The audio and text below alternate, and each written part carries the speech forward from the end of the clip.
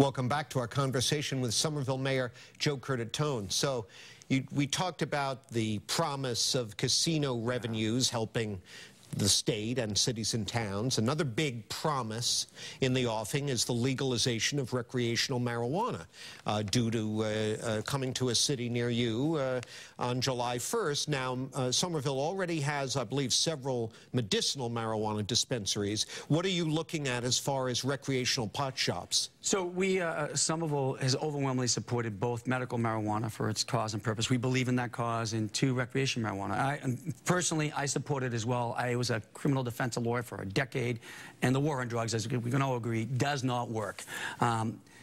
So we have a third medical marijuana dispensary about to open in summer. We had approved 4. Right now we have 3.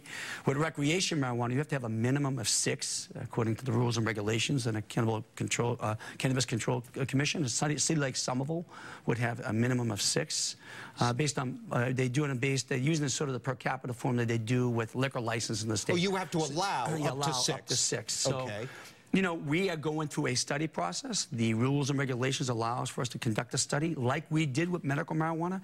We're engaging the community. We're proposing rules and regulations, which we will do in May to the Board of Aldermen. We hope to have those adopted over the next few months. And no later than October or so, I think by the fall, we'll be ready to move on rec marijuana. What's your biggest concern? For me, in Somerville, is that we can align it with our planning efforts. When we did the medical marijuana dispensaries, we had a concerted, engaged effort with the community, with the industry, and how many we want to have, where we want to have them. We're concerned about absorption.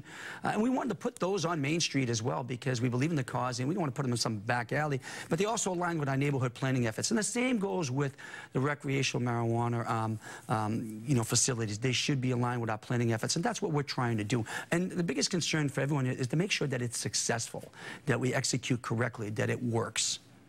Have there been problems? So far, no. So yeah. We're happy with our partners in the medical marijuana side, and I'd submit we'll be successful in the rec as well. Mm-hmm. Well, the other day at City Hall, there was a rally, protest rally, claiming that Somerville doesn't do enough to promote affordable housing investment, and also is engaged in anti-union policies by not requiring some developers to hire union labor.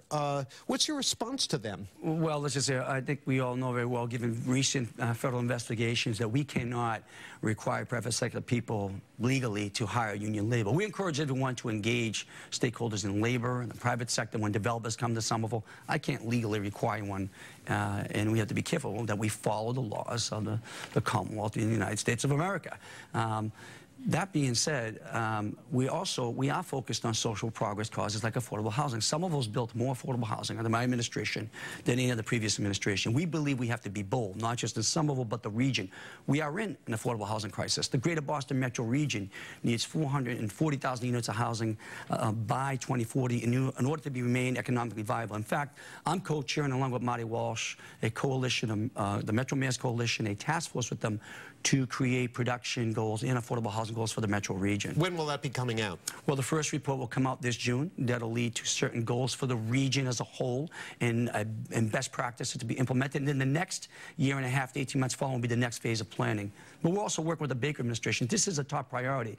But we have the strongest rules for inclusionary parts of our zoning to create affordable housing in Somerville.